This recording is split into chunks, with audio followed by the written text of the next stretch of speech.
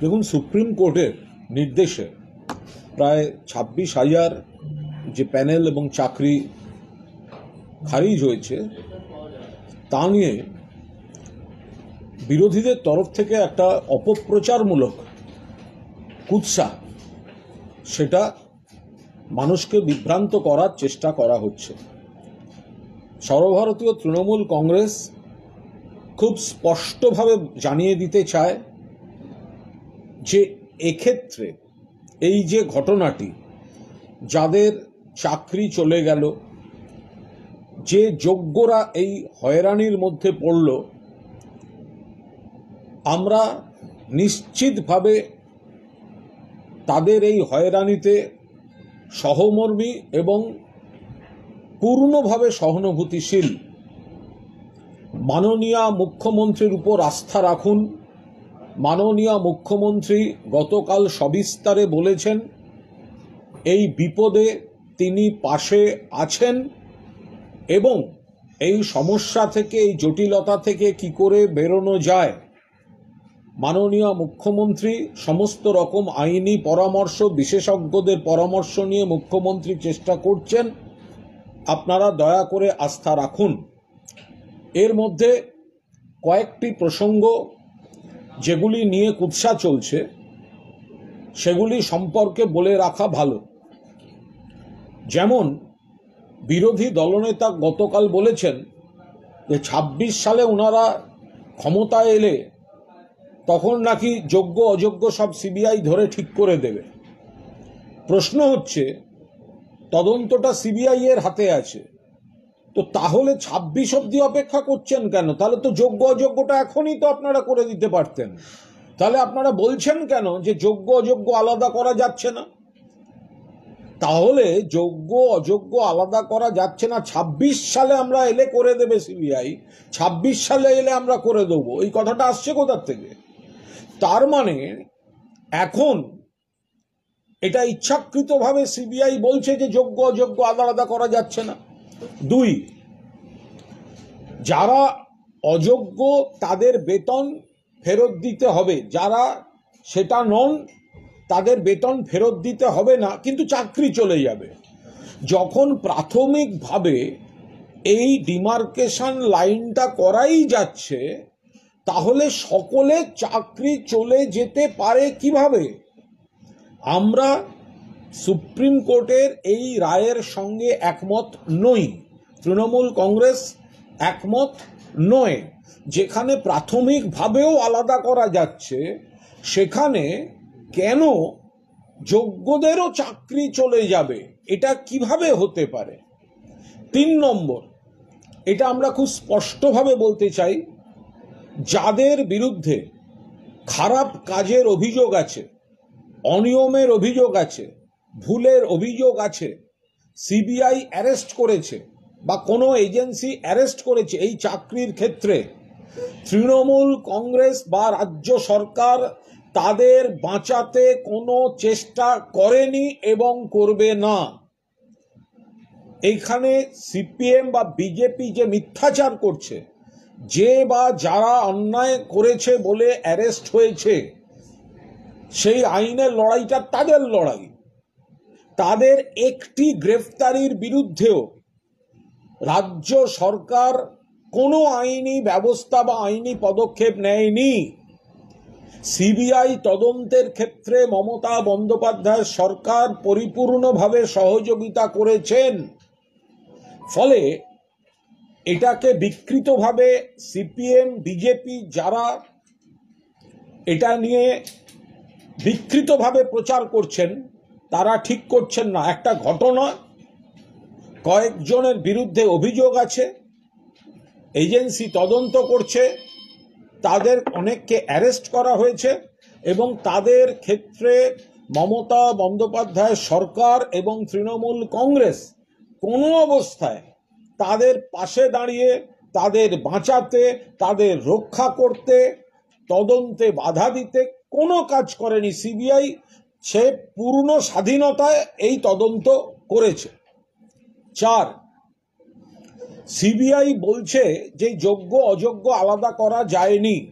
আমরা বলছি যে এটা যদি পুরোদস্তুর সরকারি যে কাঠামো রয়েছে তাদের হাতে আবার দায়িত্ব দিয়ে দেওয়া হতো, তাহলে এই যোগ্য অযোগ্য ইতিমধ্যেই এর একটা প্রক্রিয়া তারা সংশ্লিষ্ট সংস্থা সুপ্রিম কোর্টে জানিয়েছেন।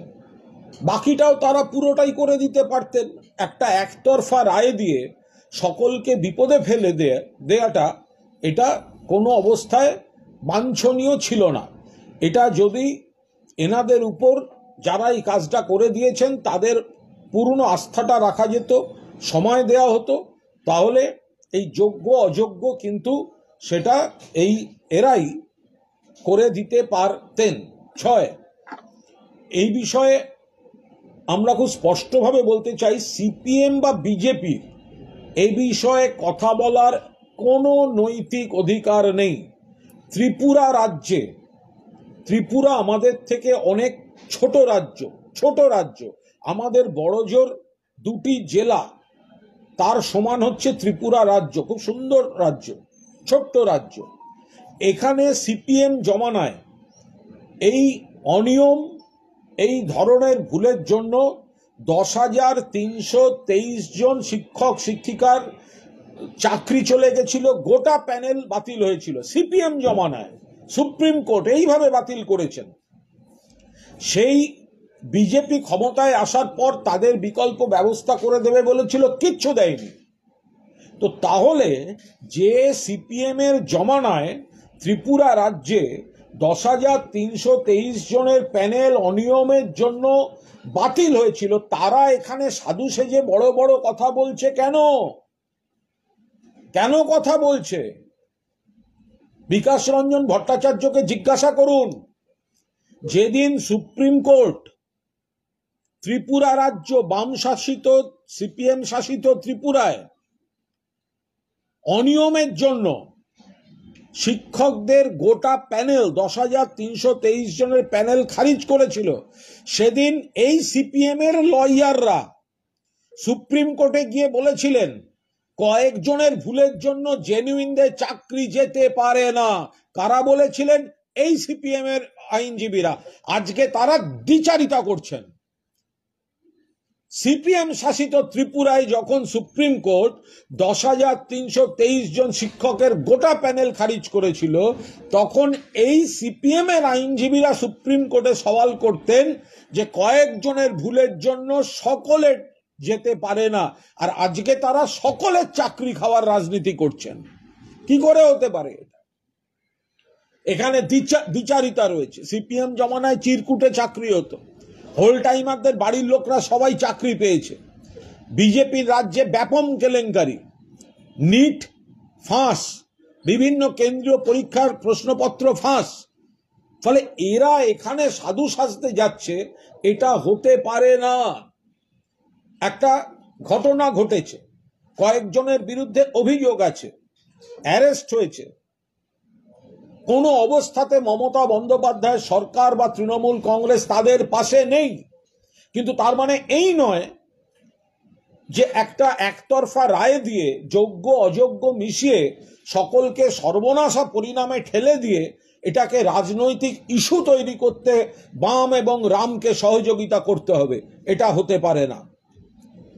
আমরা আবার বলছি, মাননীয় মুখ্যমন্ত্রী মমতা বন্দ্যোপাধ্যায় তিনি গোটা সমস্যাটার বিপদে যারা আছেন তাদের পাশে আছেন। কিভাবে এই বিপদ থেকে বেরোনো যায়, বিশেষজ্ঞদের সঙ্গে আইনি পরামর্শ, সব রকম চেষ্টা তিনি করছেন। আস্থা রাখুন। আর যে বা যারা এই কুৎসার রাজনীতিটা করতে যাচ্ছে, যেটা ইতিমধ্যেই যোগ্য অযোগ্য যেটা সংশ্লিষ্ট সংস্থার তরফ থেকে জানানো হয়েছে, তাদেরকে যদি আরো সময় দেওয়া হতো, এটা পুরোদস্তুর আলাদা করা সম্ভব হতো। তার বদলে আমরা দেখলাম সুপ্রিম কোর্টের একজন প্রধান বিচারপতি স্টে করে দিয়েছিলেন যে সকলের চাকরি যেতে পারে না। কলকাতা হাইকোর্টের যে বেঞ্চ সকলের চাকরি যাওয়ার নির্দেশ দিয়েছিলেন, সেই রায় স্টে করে দিয়েছিলেন সুপ্রিম কোর্টের একজন প্রধান বিচারপতি আবার আর একজন প্রধান বিচারপতি তড়িঘড়ি সকলের চাকরি চলে যাওয়ার একটা রায় দিয়ে দিলেন। এটা তো অবিচার, এটা তো সম্পূর্ণ অবিচার। ফলে এই রায়টা একতরফা। আবার বলছি, আমরা কোনো গ্রেফতার হওয়া বা অভিযুক্তকে ডিফেন্ড করছি না।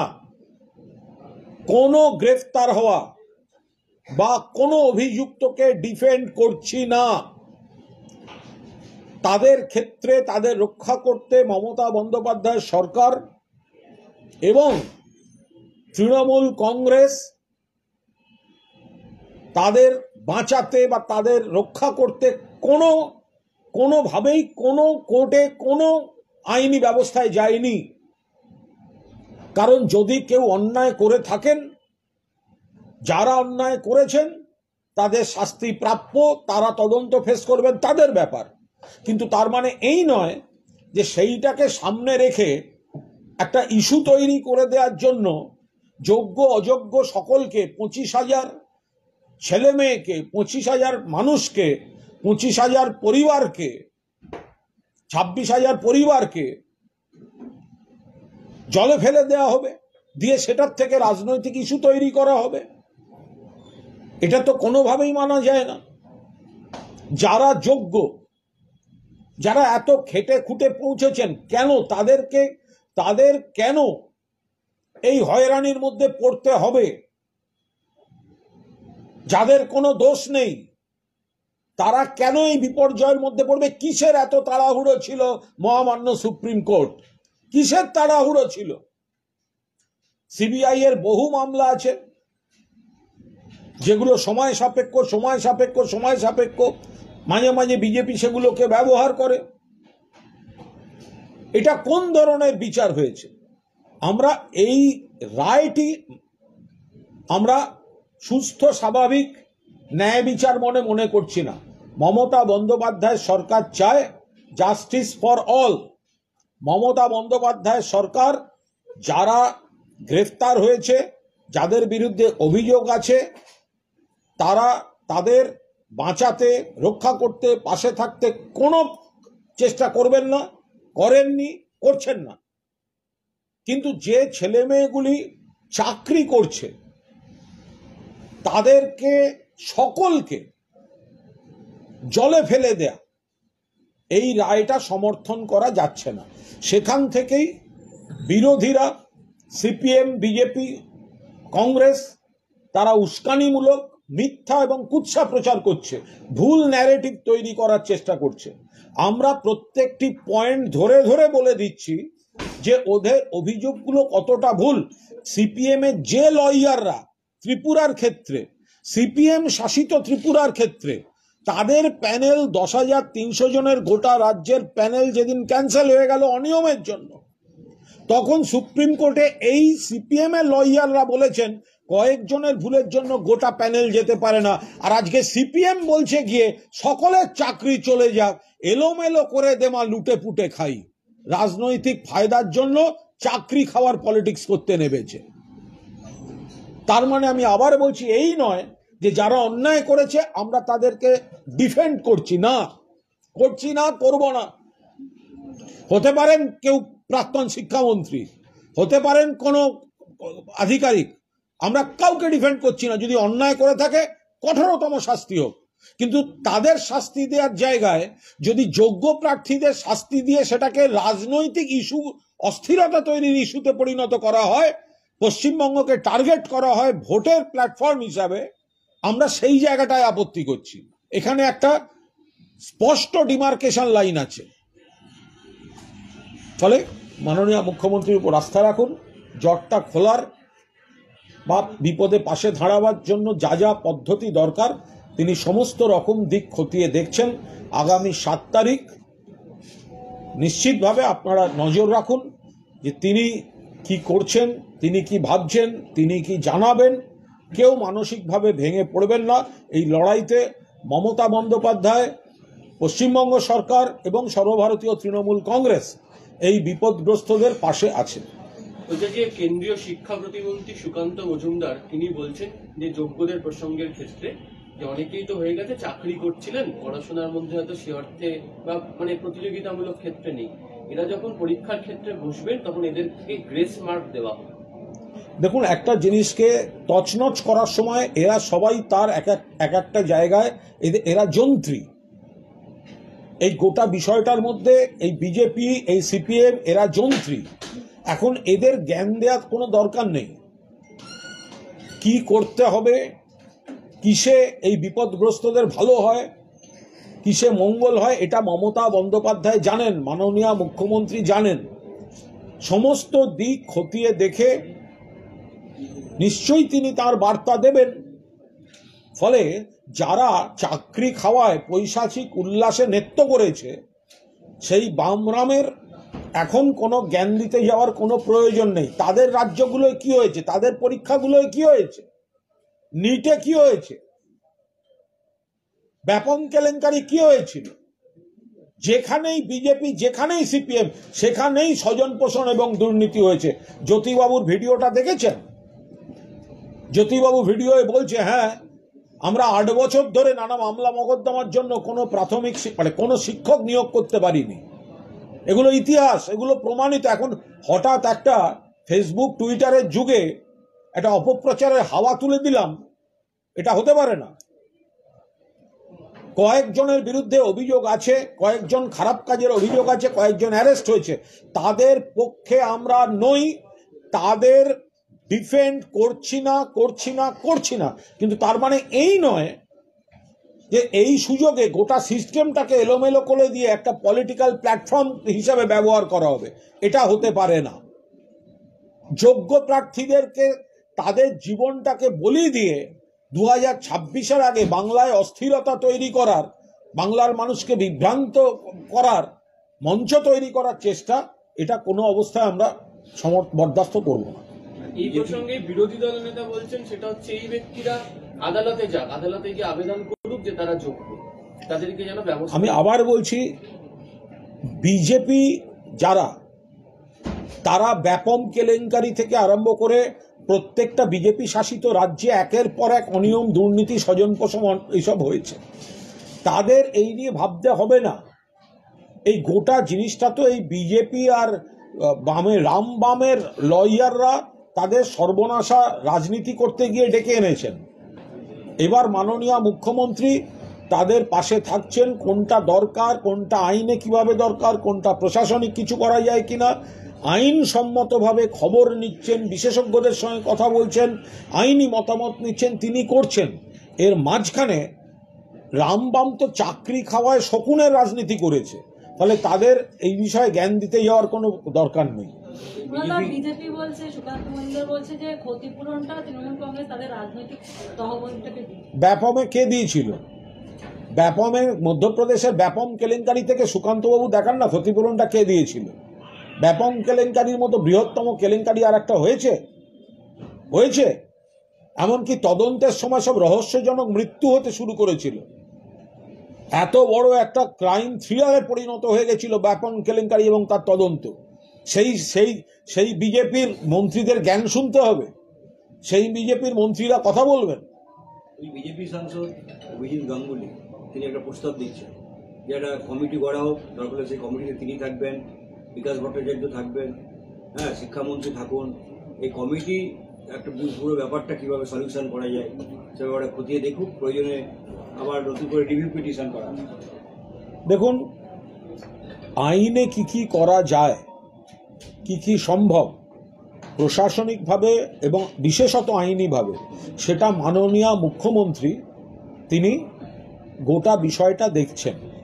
এবার এই বিজেপি সাংসদ বা বিজেপি বলুন বা সিপিএম বলুন, এরা তো শকুনের রাজনীতি করে চাকরি খাওয়ার রাজনীতি। এখন বুঝেছেন যে এতগুলো ছেলেমেয়ের চোখের জল, এতগুলো ছেলেমেয়ের হয়রানি তারা কিন্তু ধরে ফেলেছে রাম বামের চক্রান্ত। তাই ভালো সাজার জন্য, নিজেদের মুখ রক্ষার জন্য এখন এইসব জ্ঞানের কথা বলা হচ্ছে, প্রস্তাব দেওয়া হচ্ছে। এরা তো সব চাকরি খাওয়ার পক্ষের লোকজন ছিল। যদি কেউ বা কারা কোনো অন্যায় করে থাকে, খারাপ কাজ করে থাকে, অ্যারেস্ট হয়েছে, এবং আমরা তাদের পাশে নই, পক্ষে নই, তারা উচ্ছন্নে যাক। তাদের চরম শাস্তি হোক। কিন্তু এরা দেখলো যে তাতে তো হচ্ছে না, এতগুলো ছেলে মেয়েকে পথে বসালে তাতে যদি একটা এলোমেলো পরিস্থিতি তৈরি করা যায়, এটা করার পর দেখলো সাধারণ মানুষ বলছেন, বুঝেছেন যে বাম রাম মিলে এই কাজটা করেছে। এখন নিজেরা ভালো সাজতে নানা রকম পরামর্শ দিতে শুরু করেছেন।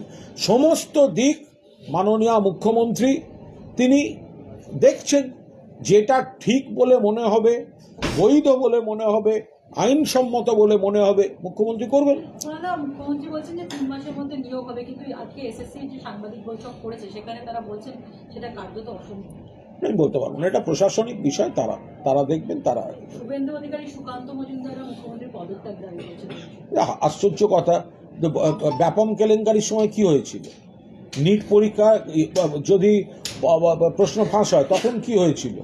ফলে এরা যখন মুখ্যমন্ত্রীকে আক্রমণ করবেন বা কোনো দাবি করবেন, তখন তাদের দল পরিচালিত রাজ্যগুলোতে যে ঘটনা, তার পরিপ্রেক্ষিতে তারা কি করেছিলেন। মণিপুর জ্বলছে এত বছর ধরে, মণিপুরে এখনো পা রাখলেন না প্রধানমন্ত্রী। তার মণিপুরের ব্যর্থতার জন্য তাহলে প্রধানমন্ত্রী পদত্যাগ করুন। তো ফলে নিজেদের জায়গাটা আগে তারা দেখুন তারা কি করেছেন। এখানে একটা ব্যতিক্রমী বিচ্ছিন্ন বাজে ঘটনা ঘটেছে, যারা অভিযুক্ত তাদের অ্যারেস্ট করেছে, তাদের সেই অ্যারেস্ট চলছে, বিচার চলছে, সেই পদ্ধতি লিগাল এবং ইনভেস্টিগেশনের পদ্ধতি চলছে, সেটাও সেন্ট্রাল এজেন্সি করছে। কিন্তু তা বলে যোগ্যদের চাকরি খাওয়া, এটা কোনো অবস্থায় বরদাস্ত করা যায় না। বলছি, শুভেন্দু অধিকারী, সুকান্ত মজুমদার এটাও বলছেন যে অতিরিক্ত শূন্যপদ তৈরি করা হয়েছিল অযোগ্যদের এই চাকরিতে বহাল করার জন্য, এবং সেই জন্য এদের জেলে যেতে হবে, ক্যাবিনেট মুখ্যমন্ত্রীকে জেলে যেতে হবে। দেখুন, এগুলো সমস্ত বাজার গরম করা বিষয়, এগুলো সমস্ত সস্তা বাজার গরম করার চেষ্টা। এগুলো একটা ভিত্তিহীন কোনো কথা বলা, ভিত্তিহীনভাবে কোনো একটা, এদের পরিষ্কার কথা হচ্ছে মানুষকে রিলিফ দেয়া। একটা হচ্ছে বাংলার উন্নয়ন, বাংলার সামাজিক সুরক্ষা, অন্যটা হচ্ছে এই কর্মসংস্থান ইত্যাদি।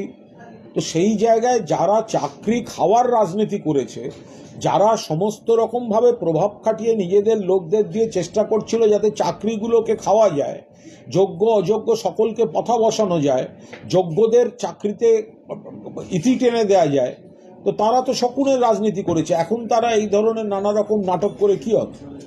একটা প্রশ্ন হচ্ছে যে সুপ্রিম কোর্ট তার অর্ডারে কারা টাকা ফেরত দেবে সেটা আইডেন্টিফাই করে দিল, কিন্তু যোগ্য অযোগ্যদের চিহ্নিত করা। আমরা তো বারবার বলছি, সুপ্রিম কোর্ট যদি বলে থাকেন এরা চিহ্নিত অযোগ্য, এদের টাকা ফেরত দিতে হবে, আর বাকিদের টাকা ফেরত দিতে হবে না, তাহলে তো চাকরি যাওয়ার ক্ষেত্রেও যদি সেই ক্রাইটেরিয়াটা মেনটেন্ড হতো, তাহলে যোগ্য প্রার্থীগুলো তো রাস্তায় বসতো না।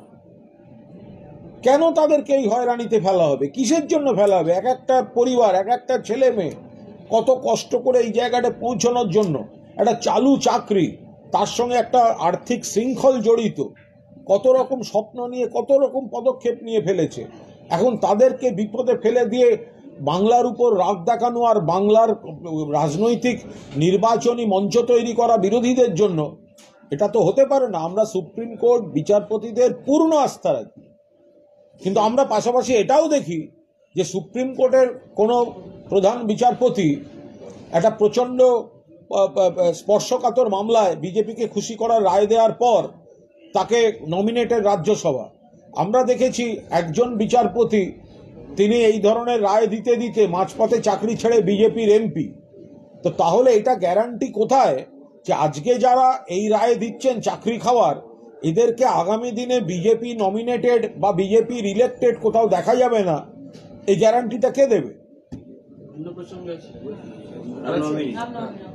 বিশ্ব হিন্দু পরিষদ হাওড়ায় যে রামনবমী মিছিল, সেটা প্রশাসনের মানে একটা বাধা ছিল, সেটা নিয়ে ওরা হাইকোর্টে গিয়েছিল। তা হাইকোর্টে গিয়ে বলেছে যে মিছিল করতে পারে, গোলমালের আশঙ্কায় মিছিল বন্ধ করা যায় না, তাহলে দুর্গাপুজোর সময় কোনো গণ্ডগোল হতে পারে, তাহলে দুর্গাপুজো বন্ধ হয়ে যাবে, তাহলে আমরা সব বন্ধ করে দেবো, যে রাজনৈতিক কর্মসূচি এইসব সবই তো তাহলে বন্ধ হয়ে যাবে, বন্ধ করে অনুমতি দিয়ে দেবে। তখন এটা কোনো কাজের কথা না, দুর্গাপুজোর সঙ্গে তুলনা করাটা কোনো কাজের কথা হতে পারে না। মানে এই ধরনের পর্যবেক্ষণগুলি সত্যি ভেতরে হয় না, তারপরে এগুলো বাইরে লোক মারফত মুখে মুখে ঘুরতে ঘুরতে মূল জায়গা থেকে সরে যায় বলতে পারবো না। কোনো জায়গায় রামনবমী নিয়ে যে প্ররোচনাগুলো বিজেপি দিয়ে এসছিল, তো সেগুলো তো এখানে রয়েছে। তা এখন কোর্ট যদি মনে করে থাকে দিয়েছে, তাদের দায়িত্ব। তবে আমি শুনলাম এরম একটা নাকি আলোচনা হয়েছে যে এতজন যেতে পারবে এবং তাদের পরিচয়গুলোও জানিয়ে রাখতে হবে।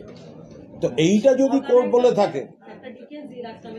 এইটা যদি দিয়ে রাখতে পারে যে যারা অনুমতি পাচ্ছেন এবং ওই রুট দিয়ে যাওয়ার সময় অনুমতি পেয়ে ওই রুট দিয়ে যাচ্ছেন, যারা করছে তাদের পুরো পরিচয়গুলো জানিয়ে রাখতে হবে, তো সেক্ষেত্রে পুলিশ প্রশাসনের ক্ষেত্রে কেউ কোনো প্ররোচনা বা আপত্তিকর কাজ করলে একটা আইডেন্টিফাই করার ক্ষেত্রে একটা সহজ হবে। ওনারা দিলীপ ঘোষ বলছে যদি কেউ বাধা দেয় তাহলে লক্ষ লক্ষ লোককে পালিয়ে চলে যাবে। আরে অত লক্ষ লক্ষ লোক দিলীপ ঘোষের যত বাতেলা অত থাকলে দুর্গাপুরে হাঁটতো না।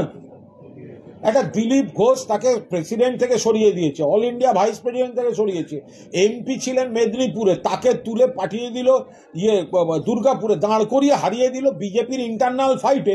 সে বলছে লক্ষ লক্ষ লক্ষ লক্ষ লক্ষর হিসাব করলে দিলীপ ঘোষ হেরে আসে নাকি দুর্গাপুরে? ধাতুর তৈরি কোনো অস্ত্র নিয়ে মিছিল করা যাবে না, হাইকোর্ট কিন্তু এটাও বলেছে। হাইকোর্ট যা বলেছেন, ধাতুর তৈরি অস্ত্র নিয়ে মিছিল করা যাবে না, যারা মিছিল করবে তাদের পরিচয়পত্র পুলিশকে জানিয়ে রাখতে হবে, পরিচয়গুলি। তো এগুলো যারা করছেন তারা মেনটেন করুন। ফলে এই যে অনুমতি পেল অমুক দল, অনুমতি পেল, তো যে যে জায়গায় পুলিশের আশঙ্কা ছিল, ধরুন পুলিশ যদি বলতো যে ধাতুর তৈরি মিছিল অস্ত্র নিয়ে মিছিল করবে না, তো এই বেয়ারাগুলো সেই কথা শুনতো? যারা রামনবমীতে অশান্তি করতে চায় তারা শুনতো? পুলিশ যদি বলতো যারা মিছিল করবে আমাদের পরিচয়গুলো দিয়ে যান, শুনতো? শুনতো না, বিশৃঙ্খলা করতো। সেটা কোর্ট বলে দিয়েছেন, এখন তাদের মানতে হবে। একটা অন্য প্রসঙ্গ হচ্ছে যে দিল্লির বিচারপতির ঘটনার পর, টাকা উদ্ধারের পর এখন সমস্ত বিচারপতিদের হিসেব দিতে হবে। মন্তব্য করবো। অন্য last অধীরের একটা আছে। অধীর চৌধুরী বলছেন যে দিদি এবং মোহন ভাগবতের মধ্যে একটা সম্পর্ক এটা রয়েছে। পাগলের প্রলাপ। দিদিও ভজনা করেন, মোদিও ভজনা করেন। এটা একদম একটা পাগলের প্রলাপ। অধীর রঞ্জন চৌধুরী বহরমপুরে তৃতীয় হওয়ার পর থেকে ভারসাম্যহীন কথাবার্তা বলছেন। আপনারা এই যে অধীরবাবু, আপনারা তো বিজেপিকে রুখতে কিছুই করতে পারেননি, দিল্লিতেও করতে পারেননি, বাংলাতেও করতে পারেননি। বাংলায় যে বিজেপি নেই, বাংলায় যে বিজেপিকে হারানো হয়েছে, সেটা তৃণমূল কংগ্রেস মমতা বন্দ্যোপাধ্যায়ের কৃতিত্ব। আপনারা হারাতে পারেন না, উল্টে বিজেপির বি টিমের জন্য বিজেপি বিরোধী ভোট ভাগ করতে সিপিএম এর সঙ্গে জোট করে ভোট কাটার চেষ্টা করেছেন। বিজেপির দালাল, বিজেপির এজেন্ট, আর বিজেপিকে রোখার কাজ করেছেন মমতা বন্দ্যোপাধ্যায় আর তৃণমূল কংগ্রেস। কথা বলতে লজ্জা করে না? বলছি যে বাংলা নববর্ষ পালন নিয়ে আপনাদের দলের একটা সার্কুলার ইতিমধ্যেই দেওয়া হয়েছে, তো চলতি বছরে দেখা যাচ্ছে হিন্দু নববর্ষ এই দিনটাকে রেখে বিজেপি ব্যাপক প্রচার করছে। কোথাও কি মনে হচ্ছে যে ভূগোলের সংস্কৃতি ভেটানোর চেষ্টা করা হচ্ছে? দেখুন, আমরা বাংলার একটা স্বতন্ত্র ইতিহাস ঐতিহ্য আছে। তো আমরা এখানে কিন্তু ওইভাবে হিন্দু, মুসলমান, খ্রিস্টান, আমরা সব ধর্মকে সম্মান করি, আমরা ধর্মের ভিত্তিতে ভাগ করি না।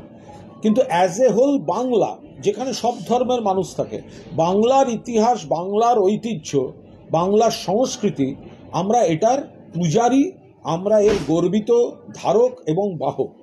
কিন্তু বিজেপি যদি মনে করে ভারতবর্ষ এই যে বৈচিত্র্যের মধ্যে ঐক্য, এক একটি রাজ্যের এক এক ধরনের সাংস্কৃতিক প্রবণতা, সাংস্কৃতিক ঐতিহ্য আছে, তারা যদি মনে করে যে গোবলয়ের ঐতিহ্যকে এনে বাংলায় ঢোকাবে, এগুলো তো খুব যুক্তিসম্মত বিষয় নয়।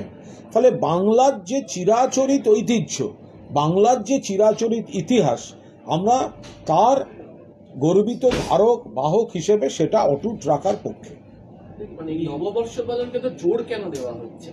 মানে আপনাদের এরকম আলাদা করে সার্কুলার বার করতে হলো না, তার কারণ হচ্ছে ওটা যেহেতু আমাদের রাজ্য দিবস হিসেবে চিহ্নিত হয়ে গিয়েছে, একদিকে বাংলা নববর্ষ অর্থাৎ পয়লা বৈশাখ, আর একই সঙ্গে ওই দিন আমাদের রাজ্য দিবস।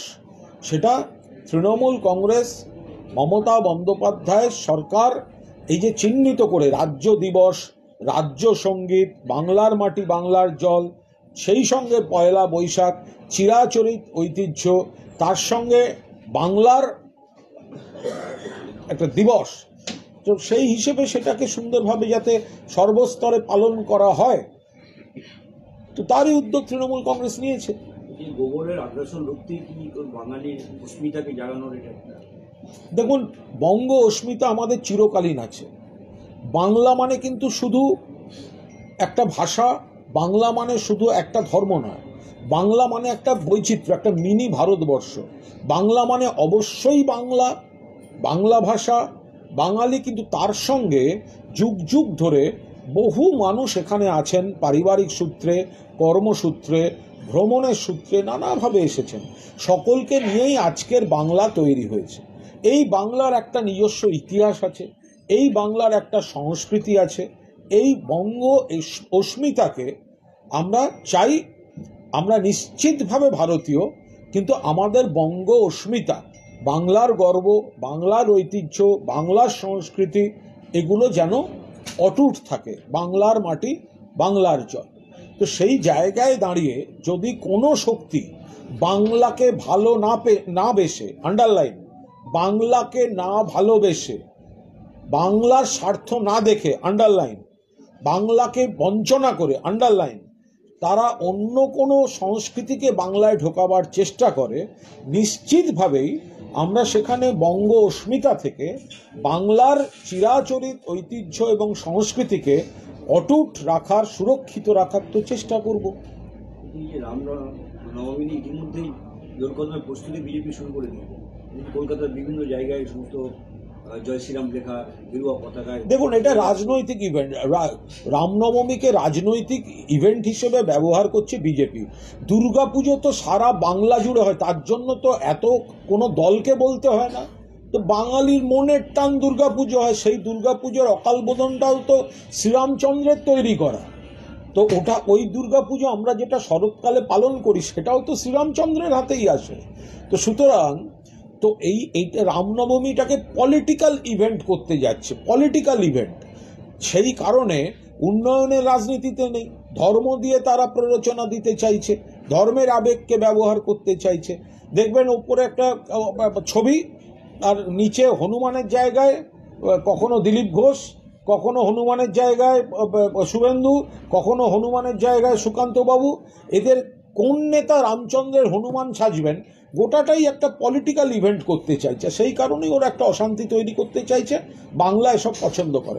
একটা শেষ প্রশ্ন, আমরা গত কয়েক বছরে এতটা দেখিনি, এইবার অন্তত 2,500 মিছিলের জন্য অ্যাপ্লিকেশন জমা করেছে রাজ্য জুড়ে। কলকাতাতেই 59টা মিছিল হচ্ছে, যার মধ্যে 5টা। সেটা কি পলিটিক্যাল ইভেন্টে টার্ন করে? এটা পুরোটা পলিটিক্যাল। আর সব থেকে বড় কথা, মানে বিজেপি, মানে রাম যারা পুজো করেন তারা সবাই বিজেপি, এটা ভাবার কোনো কারণ নেই। যারা রাম পছন্দ করেন হিন্দু, কোনো মনে করার কারণ নেই, তারা সবাই বিজেপি। বিভিন্ন সংগঠন থাকতে পারে না। দুই, এই যে বিভিন্ন নাম করে আবেদন জমা দেয়া, এগুলো পলিটিক্যাল, যারা পলিটিক্যালি এটা করতে চাইছে, নানা ধরনের স্ট্র্যাটেজি হতে পারে। আপনি খুঁজে দেখবেন ওই মানে ঠিকানায় হয়তো দুটো লোকের বেশি নেই, যে এটা না পেলে ওটা পাবে, ওটা না পেলে এ অনুমতি পাবে, এ না পেলে ও পাবে। এইগুলো সব দেখাতে গিয়ে এই ধরনের কিছু কাগজে কলমে সংস্থাকে দিয়ে এরা আবেদন করায়। ভাবার কোনো কারণ নেই, এত সংস্থা সত্যিই কার্যকরীভাবে আছে। শুভেন্দু অধিকারী বলছেন যে মুখ্যমন্ত্রীর বৈঠক ডাকার কোনো অধিকারই নেই, কারণ এসএসসি একটা স্বয়ংশাসিত সংস্থা। বেশ করেছে ডেকেছ, যা ক্ষমতা আছে করে নিক, যা ক্ষমতা আছে করে নিক। এতগুলো লোক মিলে ছেলেগুলো চাকরি খেয়েছে, পলিটিক্স করেছে, মুখ্যমন্ত্রী সেটা সলিউশন করার চেষ্টা করছেন, পাশে দাঁড়াবার চেষ্টা করছেন, সেটা এরা সহ্য করতে পারছে না। মুখ্যমন্ত্রী যা করেছেন, বিপদে পাশে দাঁড়িয়ে এবং সলিউশন খোঁজার চেষ্টা করে বেশ করেছেন। যাদের আপত্তি আছে ধরে নিতে হবে, তারা হচ্ছে এই চাকরি খেকোদের দল, তারা মন প্রাণ থেকে শকুনের রাজনীতি করে। আমরা তো আবার বলছি, যারা অন্যায় করেছে, যাদের বিরুদ্ধে দুর্নীতির অভিযোগ আছে, যারা গ্রেফতার হয়েছে, আমরা নিশ্চিতভাবে তাদের পাশে নেই। কিন্তু তার মানে এই নয় যে একটা অস্থিরতা তৈরির জন্য যোগ্যদেরও একইভাবে বঞ্চিত করে একটা অস্থিরতা তৈরির চেষ্টা করা হবে। আর সেটা সলিউশন করতে বিপদগ্রস্তদের পাশে দাঁড়িয়েছেন মমতা ব্যানার্জি। সেটা যাদের সহ্য হচ্ছে না, তারাও হচ্ছে এই চাকরি খেকোদের দলের সঙ্গে আছে। বিজেপি এর কোনো গোষ্ঠীদ্বন্দ্ব আবার রাস্তায় দেখা যাচ্ছে। পুরোটাই তো বিজেপি ব্যাপারটাই দক্ষিণ গোষ্ঠীগত। কলকাতার যে হচ্ছে জেলা যে সভাপতি অনুপম ভট্টাচার্য, তার বিরুদ্ধে পোস্টার বিভিন্ন জায়গায় চোর, দালাল। দেখুন বিজেপি পুরোটাই হচ্ছে গোষ্ঠীদ্বন্দ্বে চলছে। বিজেপির সাধারণ মানুষের সঙ্গে কোনো সম্পর্ক নেই, মানুষের উন্নয়নে নেই, বাংলার সঙ্গে নেই, বাংলার মানুষ প্রত্যাখ্যান করছেন। এদের এই গোষ্ঠীদ্বন্দ্ব, এক একজন নেতা দুটিতে করে গোষ্ঠী এইসব করেছেন। এই দক্ষিণ কলকাতাতেও যে ঝগড়া, অমুক জায়গাতেও সেই ঝগড়া, দিলীপ ঘোষের মতো লোককে এমপি থেকে সরিয়ে দুর্গাপুরে নিয়ে গিয়ে মেদিনীপুর থেকে হারিয়ে দিল, সব গোষ্ঠীদ্বন্দ্বের ব্যাপার, নানা রকম গোষ্ঠীদ্বন্দ্ব। বাংলার মানুষ যারা প্রত্যাখ্যাত আর নিজেদের গোষ্ঠীদ্বন্দ্বে ব্যস্ত। ওকে, থ্যাংক ইউ।